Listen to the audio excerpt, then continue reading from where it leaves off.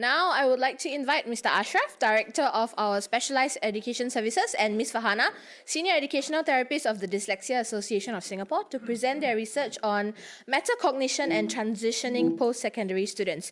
So while they set up a brief introduction. Yes. Mr. Ashraf has spent the last 10 years teaching and coaching dyslexics and students with learning differences and is now the director of our Specialized Education Services. During this time, he also presented numerous workshops and talks to parents, educators and professionals around the island to help spread the awareness of learning differences as well as to provide useful and practical strategies for them. Ms. Farhana is at the moment heavily involved in the Higher Education and Advanced Support Program. Besides providing remediation for children with dyslexia, she's also a speaker for the DAS outreach team, which reaches out to the schools and the public to raise awareness of dyslexia. So, thank you. Thank you. Yes. Yeah, good. Afternoon. It's 12:30. I know lunch is at 12:50. So I have 20 minutes. I cannot exceed, but I always exceed. All right. So our sharing today is actually about the Heads Up trial. I would need to say this. This trial just concluded 3 weeks ago. Okay, and the Heads Up, like what Nitya was saying, is short for Higher Education and Advanced Support curriculum, which we developed, especially catered for our students who are in post-secondary. So like what the keynotes was mentioning earlier, if you listen to both Geeta as well as what Mariam Al-Junaid was saying, number one, dyslexics are all heterogeneous. Each individual is different. Number two, usually the difficulties extend beyond dyslexia. Yeah, the limitations we have with our intervention is what we can do within 2 hours a week, right? There are a lot of other associated difficulties that's associated with dyslexia, and that's what we attempt to be able to start handling at the post-secondary age, where their difficulties are slightly different. I'm going to talk about that in a while. But before I begin, let's do an activity. All right? Can 20 minutes before lunch, just wake your brain up a bit. All right, so read the instruction. Okay, I'm ready for you. Below, scattered in random order, are 16 pairs of words that make up 16 well-known phrases. Can you work out which words go with which? I'm not going to give you any clues or any examples. I'm going to give you 10 seconds. I'm going to give you 10 seconds to plan out what you intend to do and another 30 seconds to find out as many words as possible. Okay? 10 seconds start now. As you are thinking, be cognizant about your thinking strategies and your problem-solving strategies. Okay? Okay? Okay, 10 seconds up. Your 30 seconds starts now. As many words as possible.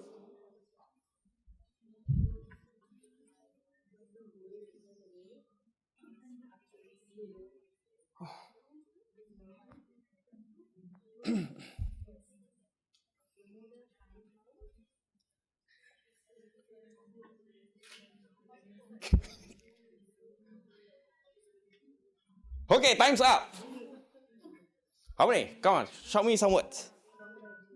Crocodile tears. Okay, I will ask one person. Who wants to be my volunteer? No volunteer, right? You know, everybody start looking down, correct? Ma'am, could you just maybe amuse me a little bit? Any more? Oh, one. Okay. Remember the 10 seconds I was giving you? What was running through your mind? Try to figure out what? Oh, were you trying to figure out the instructions? What is this person trying to? Okay. All right. You understood the instructions, You understood the instructions? All right, great. What was your strategy approaching this task?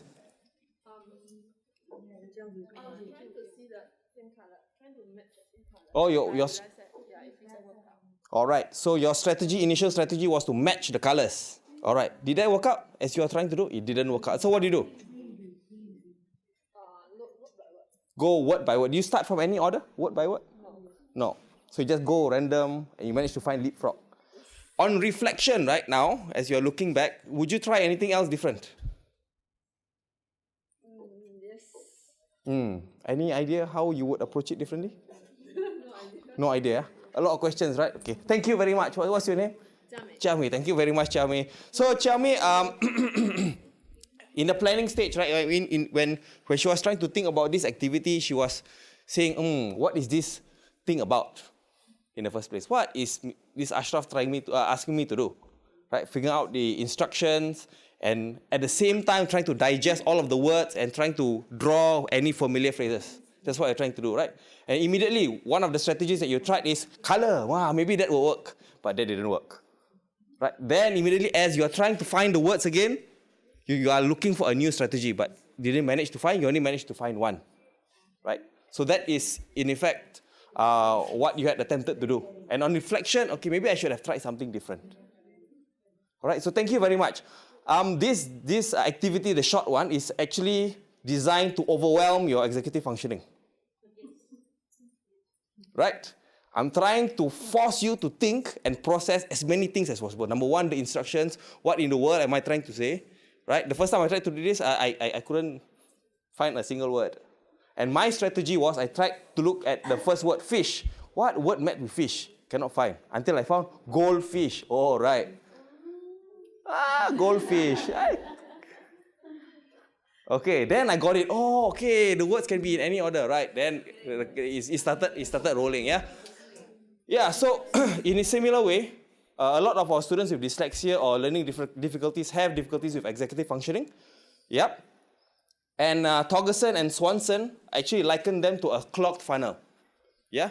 So them receiving a lot of information, yeah, and them being overwhelmed by all of the information they're trying to get because they are unable to process it quite effectively. And a lot of times they get stuck. They get stuck. Yeah? Like a clogged funnel. Okay, with regards to why we are attempting to address and help our students in post-secondary, there are very specific reasons. For the first 10 years of their education, right? Math's a bit not good. So with 10 years of their education, if they attend our classes regularly, they would have their literacy needs addressed, fundamentally at least. So we will be expecting them to be able to read, write, and spell, transiting from post-secondary. Hopefully they're able to perform adequately in school, at least read the textbook and things like that. However, we recognize that the post-secondary environment is actually quite different. Do you agree? It's actually quite, in fact, very, very different. One of the fundamental differences is that, number one, it is a less structured environment that they're entering. From post-primary school, secondary school, a lot of things, notes has been given to them. Right? If you don't listen, so never mind, come, teacher give you notes. All nicely, wow, mind map, all colorful. Nowadays, the textbook is, wow, wonderful. Right? But suddenly, when they shift into post-secondary, the environment changes. Everything is lecture-based. One hall is like 60 students. Do they get a lot of one-to-one attention? Do they get the opportunity to ask questions? They may not have. They may not have the courage, right? So they are moving from a less structured environment, a more structured environment to a less structured environment. There is an implicit expectation for them to become more independent, right? There is. And therefore, their need to be more organized, their need to be able to prioritize time, their need to be able to regulate their own behavior becomes critical for them to be successful in post-secondary. And last one, aside from the rest, is the differing demands on writing. What do I mean by that? In primary school, secondary school, what do I write? Narrative writing. What do I write? I write expository sort of writing and continuing on my narrative in secondary school. However, when I move to post-secondary, depending on the course that I go, as a baker, the demands for writing is quite different from if I attend a business course, isn't it? So we will need to be able to adjust, or the child is expected to be able to adjust to the differing demands of the course which they are currently attending. Okay? So that in a way sets the context as to some of the challenges that they face. And what the keynote speakers were saying is true. Many of our students face social stigmatization with regards to their difficulties. They are not able to respond to new situations, and they have difficulties making friends. Truth be told, those are some of the challenges that our students face. Okay? So some of the things which I'm going to cover today, 20 minutes is not a lot of time, is I'm going to give you a broad general overview about what is metacognition. We started off with getting you oriented to what is executive functioning. I'm going to tell you a little bit about the heads-up trial, but I also want to be able to share with you a strategy that we have used within our trial, so that you can, in a way, have an idea about what we are trying to do. Okay, share you some statistics and future direction and we're done. Okay, good. Okay, so before I go into answering this question about what is metacognition, I want to show you this picture. This is a picture of Changi Airport, right? Come on, guys. Come on, Changi Airport. All Singaporeans, right? Changi Airport. Actually, Changi Airport is very nice. The jewel thing is currently being built. But I want to for you to pay close attention to the control tower. Okay? What does the control tower do? What's their function? Their function is to direct traffic both in the air as well as on the ground. Correct? So you imagine the person who is manning the station. Hey, anyway, by the way, do you know that Changi Airport actually handles about 7,000 flights every week? That's 1,000 flights a day, 41 per hour. I checked the stats out. That's a lot. So imagine the work that this fella needs to do. We're talking about clock funnel. Oh, he knows what we're talking about. Right?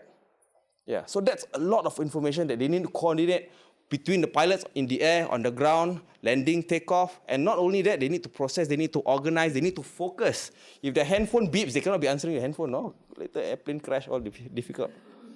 And on top of that, they need to start communicating with their colleagues on the side. So there's a lot of multitasking that needs to happen. So I liken the control tower like executive functioning.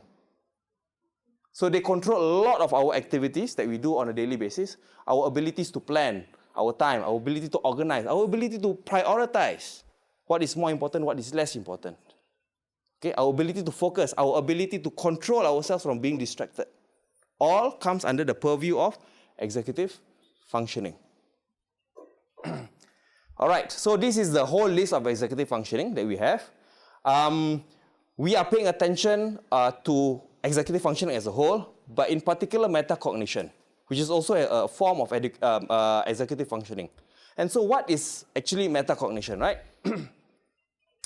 Metacognition is actually your ability to think about thinking, correct? I will expand on that. So this is actually a better definition to help you to understand. It's actually your ability to reflect, the ability to stand back and say that, how am I doing? And analyze whether your strategy is working or not. And have the flexibility to be able to change course. That's metacognition. So number one, it is the awareness of what you are doing. What you're good at, not good at, what you're doing, the strategy that you're doing, whether it's right or wrong, and the flexibility to change course. That's metacognition. Okay?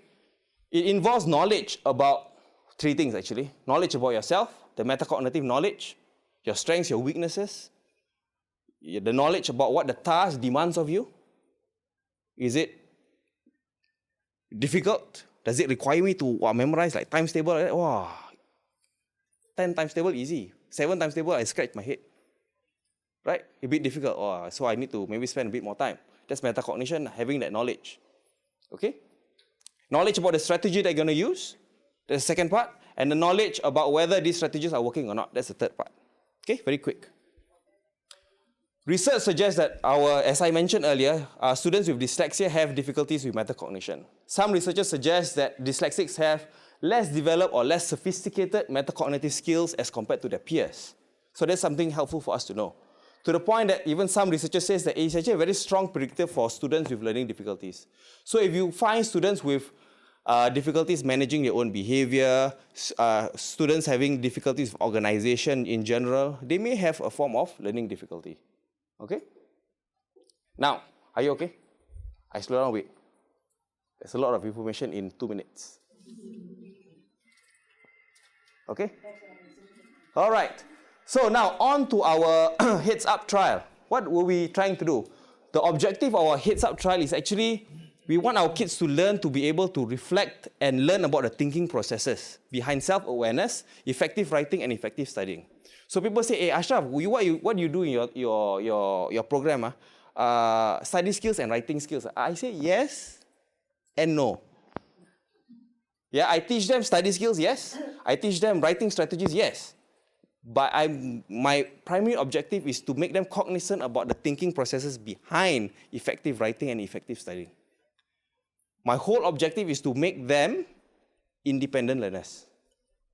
That's my objective. Okay? So what is the Heads Up trial about? We had 20 students. So these are all of our graduates. Okay. So a part of our alumni, we did a survey and we said that we are having this trial. So actually 30 of them actually expressed interest. We selected 20. What we did subsequently was to divide them according to their abilities. All right. We had a survey done and we had some pre-testing done. And we divide them into groups sorted by their abilities. They come to us 2 hours a week, over 20 weeks. And some of the tests that we use is, number one, a scale called the Hope Scale. People say, wow, Ashraf, why you use Hope Scale? Got such a thing, a Hope Scale. Well, low hope, how? No, okay. Why do we use the Hope Scale? The Hope Scale actually measures 2 dimensions. One dimension is called the pathway dimension, and that is the student's ability to, number one, goal set. Number two, figure out steps to leading to the accomplishment of their goal. That's one dimension. The second dimension of hope is their ability, it measures their ability for agency, which means their will to achieve their goal, whether they are lowly motivated or very optimistic. So together, it's actually, they form the subset of hope. Number two, we also try to measure aspects of their executive functioning, and this is a self-perception survey. If you're interested to find out more about this questionnaire, it can be actually found in this book, which we use. Okay? And the last one, because we do writing with them, we actually design our own writing task. And the difference is, it is actually intended to be able to reflect the thinking processes that's involved, that has gone through, that is going through in the student's mind with regards to when they're doing writing. Okay? It's meant to capture that. Okay, wow. My part is done. All right, so we are actually moving into the second phase of the sharing. And then this is where I think we want to be able to share with you a strategy at least on how we help our students with metacognition. So, Farhana? Thank you, Mike. Mike, yes. Okay, so Ashraf has actually laid down a very good foundation of what our program is about. He talked about what our program is about. He talked about why we're doing this program. So basically right now I'm going to cover about how we do our curriculum with our students. Yeah, just to take note, just really focus. We're only focusing on metacognition. Sure, executive functioning is a big deal for a lot of our children with dyslexia, and we only focus on the metacognition aspect, and that's the biggest emphasis that we do with our students. Okay. Also, the profile of our students is such that they have been attending our math classes from primary school to secondary school. So they're up till Sec 4. They follow the DES normal classes. So when they have graduated, they move on to our program now. And so which means they understand and they're used to the OG principles shown by Edmund's discussion earlier. And where they are used to the structured formats and also multisensory, and we apply that as well because OG principles are some of the principles are good for our children with dyslexia. All right, a big part of our curriculum is also about articulation. Something about Mr. Roslan said something earlier. Teacher always do talking a lot, and his students never talk a lot. So our program forces, not really forces, but it strongly encourages our students to talk. And that's when they will learn how to reflect and analyze their thoughts by being more aware of their thinking process. Okay? So the structure that we actually introduce to them is this. This is the planning, the monitoring, and evaluation. It's actually very easy. Everything that they do, we will strongly suggest them to do this, to use this structure. This is the planning, the monitoring, and the evaluation. We will go through... We do actually have 5 metacognitive strategies. We do all these strategies in our classroom, but just for today's purposes, with the in the lack of time that I have, I will only just focus on self-questioning. So a big part of the planning, monitoring, or evaluation for short PME, the big part of PME is we do self-questioning techniques. So I'm sure this is something you're already aware of, but our students are not too aware of this, so we try to really focus on how they can self-question whenever they do their writing task. Okay, so I'm going to pretend that I'm conducting a class right now really quickly, and I'm the teacher, and you're going to be my students for a while. So students, this is your writing task for today.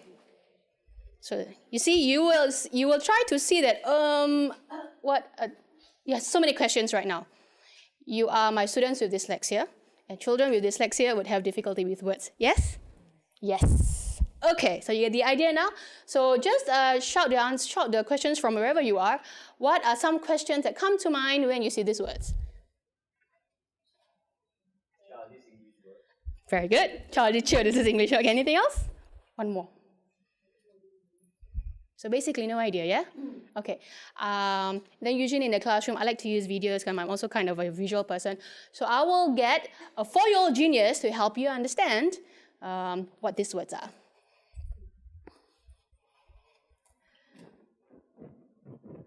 Okay.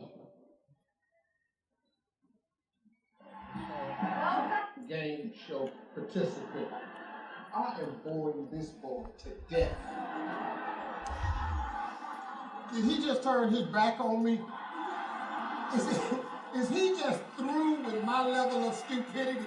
Did he just go, I'm not dealing with the ignorant adult anymore? What? Let's go.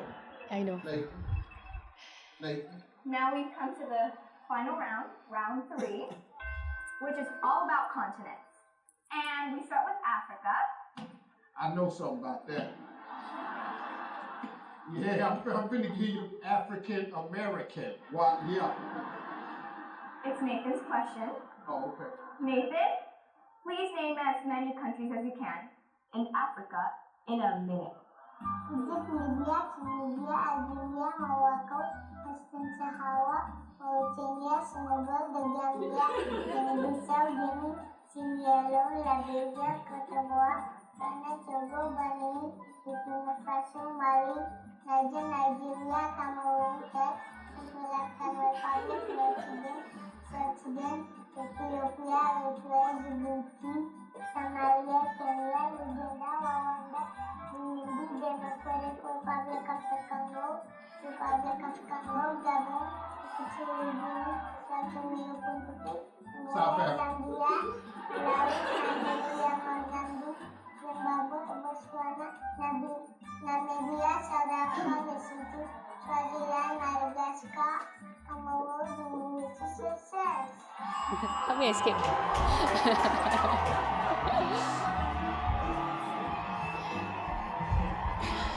So once again, I've actually touched on one or the other. The other one. Yep. No. Okay. So once again, as part of the lesson, I've also touched the other part of OJ principles, which is being emotionally sound. You get the students hype up a little bit, get the students be in a good mood before I actually bring on with the writing task. Okay. So now, as a facilitator in a class, then I would say, then what do you think these words are? Exactly, the countries in Africa. And therefore, your writing task really is to come up with a travel itinerary for these places. Okay? So now we are going on to the planning stage. So the planning stage will require you to come up with a series of questions to ask before starting on the writing task. So the students will typically will ask, what can I do at this place? You know, they will write down, what can I do in this place? How do I travel? So a typical 5W1H questions. And they write down, and then at the same time, they will try to answer by themselves.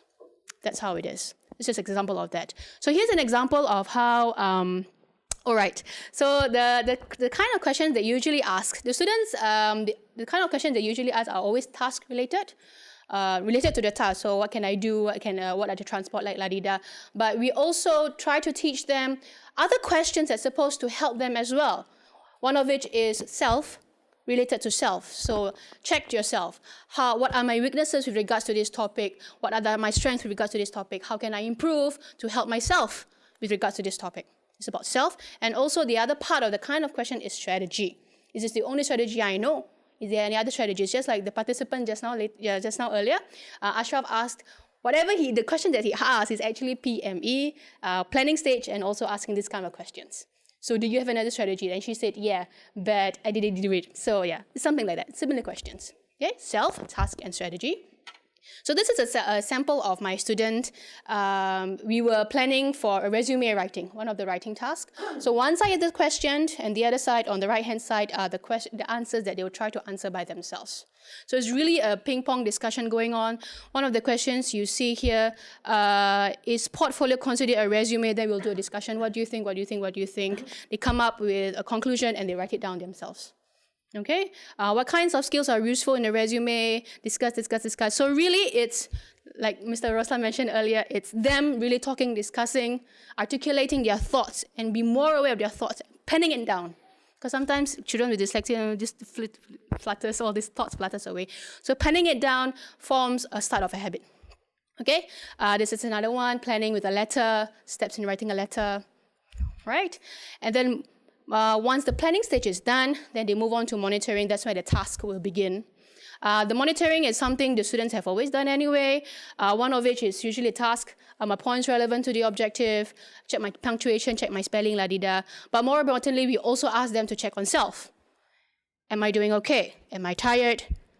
Because this helps. If you're tired and you're forcing yourself, quality of your work may not be there. And to be more aware of self will also help your work. Okay? And then we move on to evaluation, which is the end of it. To evaluate what works for you and what doesn't work for you and how we can improve it in the future. This is an evaluation of my student doing a cover letter. As you can see, he is evaluating how good it is. Is it good? It will be best if the writing included all the information details. The lesson, I will remove that format for them, so then they will have to figure out their own format, and this is his own format. So the first one is still the same student as compared to the last one. And you can see he has actually shown improvement in awareness of questions and also answers. It's fantastic. It's really, really fantastic. Any more details to provide? It will be a no if all details are necessary there. Okay, so really the structure that we give to our students is this: planning, monitoring, and evaluation, PME, and we encourage them to apply this in writing and also outside of writing. Okay, we have also done statistics, just like Ashraf mentioned earlier.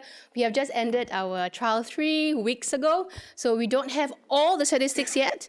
We have not triangulated the statistics from the teachers, the students, and the test that was carried out, including the HOPE test that we given out. But these are just preliminary statistics that we've gotten from our students. Pretty good numbers. Some, at least. 77 of our students are more aware of the decision-making process, and it is quite true with a lot of my students. One of them actually came to me and said, "Che," he's in IT, by the way. He said, "Che, you know my life skill class, teacher say cannot bring script. Wow, siao liao, I cannot memorize how to remember do my life skill class."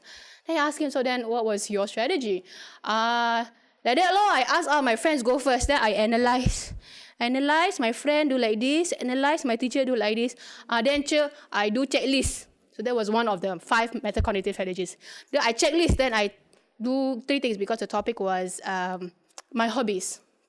They were supposed to present in front of the class and talk about their hobbies. Do 3 checklists. Hang out with my friends, anime, and cartoon. Oh, okay. All right, and then what happened? Do the checklist, then expand, then talk only. Okay, that's great. You did well. Then I said, "How do you feel in the end?" "Very good, Achi. I was the only one without the script." Well done. And yeah, the teacher did mention that if you have a script, your marks will be greatly reduced. And because I think he's the only one without the script, I think he got the highest. So I was like, well done, good job with the PME. So that's good. 77%. 92% are more confident in their note-taking skills. So which means they have applied the metacognitive strategies into their note-taking skills in the lectures. 70% have found ways to improve study skills. This number may be a little disheartening, but I will explain to you in a bit. 46% will use the process of PME in their learning. This is one of our limitations because for the whole 20 weeks, right, we have a 20-week program. At least for the first half, a big bulk was trying to get them to understand what is metacognition. It was a very big concept to introduce to our students, so it was really hard to try to get them into the idea of metacognition, to be more aware of the thought process, and that was a big bulk of it. So then only to the later part, then we introduced the PME, and it was only towards the end they were starting to get the hang of PME, and that explains why the 46% only. But out of the 46% that found success, they used the process of PME outside of learning, and that's great. That means they are able to apply inside the learning and outside of learning classroom as well. All right. So with that preliminary statistic that we have, we're actually really excited to push this program forward. I've seen, just by observation, I've seen a lot of changes in my students. They have come up with very good qualitative and reflective questions that cause them to analyze even more, and that's great. So the future direction is really to continue the enhancements of our curriculum to cater to the lower ability students. Our lower ability students will have a harder time to understand the concept of metacognition, so we want to enhance the curriculum to cater for them even more. To introduce PME much earlier, as I mentioned about the limitations that we had, we also hope to pilot this curriculum as a program in the IHLs. And also, we also hope to help and support the persons with dyslexia in the workplace. So hopefully there will be more places that are dyslexia-friendly workplaces. Okay, and with that, we have come to the end of our presentation, and thank you very much for your kind attention. If you have any questions, you can email us at this, or you can always meet us and talk to us. Yeah, have a good lunch and a good break. Thank you. Oh, yes. Oh. Thank you so much for that. And I'll get our Chief Financial Officer to come up one last time for this stream to give tokens of appreciation to Ashraf and Farhana.